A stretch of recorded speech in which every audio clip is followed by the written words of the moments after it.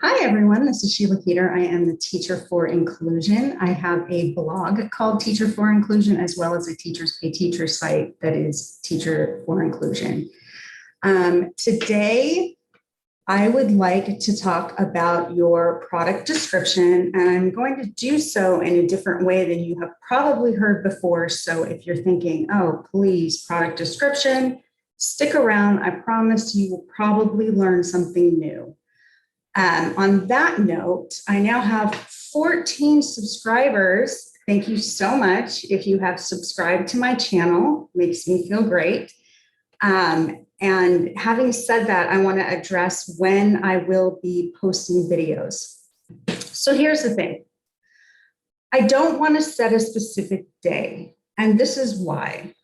I have watched videos where I'm thoroughly looking forward to it, and there's something that's in the thumbnail that tells me that it's this great video, and I watch it and someone ends up dragging out a story about their weekend or showing me their pants or doing something like that. And I'm not at all saying that that's wrong, because these people have a lot of subscribers. So obviously there are a lot of people that want to see that.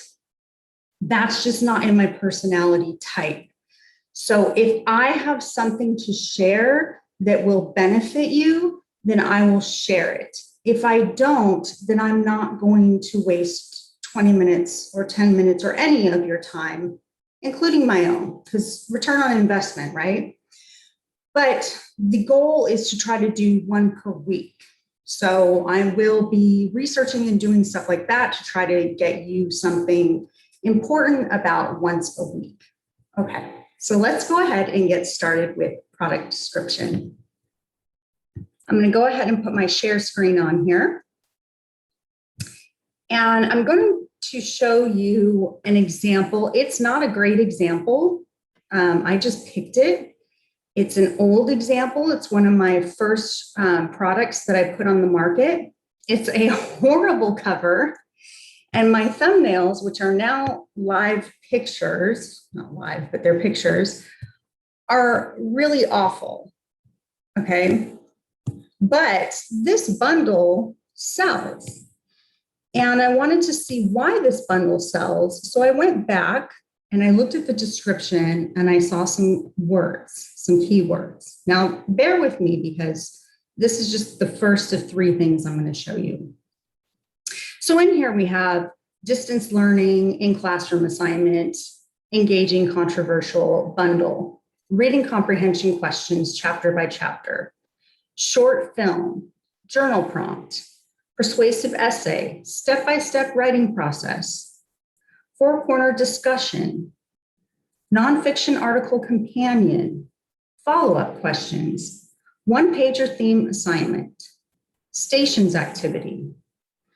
Okay, so all of those words, and this came naturally because that is what is actually in my product. And please don't put words that are not in your product, because then you'll end up getting that awful review and you don't want that. But this was just naturally what was in the bundle. And so those keywords really took off. And all of a sudden I was selling like 7 a day. And despite the fact that it looks awful, it really does. My cover is awful.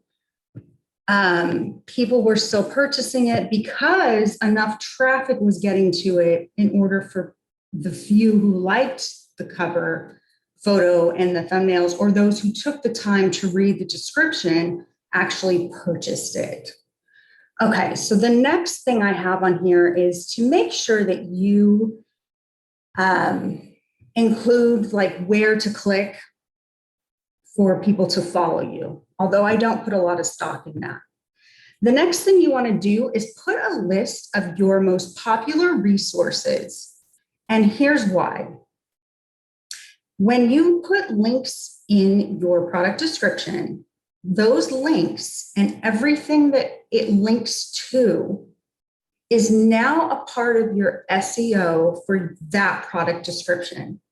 So Wicked, Ghost Boys, Hey Kiddo, The Hate You Give, all the product descriptions that are in there become part of SEO. Okay. So knock yourself out. It's not something that you're not allowed to do. But put in a list of your most popular resources. And there's nothing wrong with that, because there could be something on this list where someone goes, oh, I'm teaching booked next semester. I'm going to go ahead and follow this person, or I'm going to click here and put it on my wish list. All right, the next thing, which is a bit controversial. Well, first, I have my store profile and experience here, which is okay because it's still within Teachers Pay Teachers. I have product keywords. So I have the 57 bus lesson, the 57 bus lesson plan, the 57 bus unit, the 57 bus unit plan. Here's the thing. Apparently, Teachers Pay Teachers doesn't like people doing this. Do they do anything about it? No. So they don't like it. So you have to decide for yourself, is that something that I want to do? Is that something that I'm okay with? And I think that those who do things like that are, I would use the word hungry. And what I mean by that is maybe they're not working right now. As I mentioned in another video, I had burnout last year, so I'm not working right now and I'm doing very, very well in my store. However, when you look at the amount that I'm making in my store for Teachers Pay Teachers, and you compare it to my previous teacher salary, there's a huge difference, right? It's like I'm starving. So I had to kind of weigh that. And what I needed to weigh it against is I'm competing, and I know there's room for everyone on the bus. I think I got that from 57 bus, and that's not even the analogy. There's room for everyone on the playground. However, we are competing against people who are doing things like this. And they're not wrong. They're not wrong. It's just that Teachers Pay Teachers doesn't like it. Now, here's my disclaimer, because I want to make sure that I don't tell you something and then you end up being punished for it somehow. They could change this. They could say, no more product descriptions, and we're going to punish you in search. Okay, so make sure that it's worth it to you. Make sure that it's something that you need or not. It's up to you. This is all about an individual decision. It's entirely up to you. So having said all of that, I find it very interesting when people say they punish you in search. And I wonder, how do you know that? Have you been punished in search? For example, you can't put more than 4 grade levels, which you shouldn't, because a 5th grader should not be doing something that a 9th grader can do, or an 8th grader. You really shouldn't. However, how do people know that they punish you in search if you do add an extra? And this came up for me recently because I did classroom decor. And my classroom decor, which was Legos and different things like that, could span from kindergarten through 12th grade.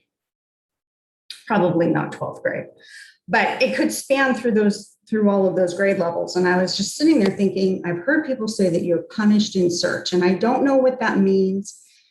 So if you do videos, or if you are watching this and you know about this, or you have an answer, please leave it in the comments, because I'm guessing I'm not the only person who would like to know, how do they punish you in search? And, if it's really even true. So anyhow, I don't like it when people use fear to try to get, or maybe the fear has been passed along, because these are things that I've heard. So I could pass that on to you and say, oh, you'll be punished in search, but I don't know that. So I'm not going to say that. So anyhow, hopefully you've gotten something out of it. So the important things are, you can do product keywords. You can put in your most popular resources. And when you do your product description, make sure that you have keywords in there. The other last thing I want to mention is that in product description, everything counts. I've heard people say just the first part counts. That's not true. Everything all the way down to the very bottom counts for SEO research. I've done this because I typed in something crazy like, the man jumped over the grasshopper. And when I searched that, it came up and my resource came up. It was, of course, the only one that came up, but it did come up. So you are able, and you can play around with that, and let me know if I'm wrong, anyone in the comments. But from what I've seen, everything in your description does show up for SEO research. Okay, well, that's all. If you found this helpful, please subscribe, and I will see you next time. Thank you so much. Bye-bye.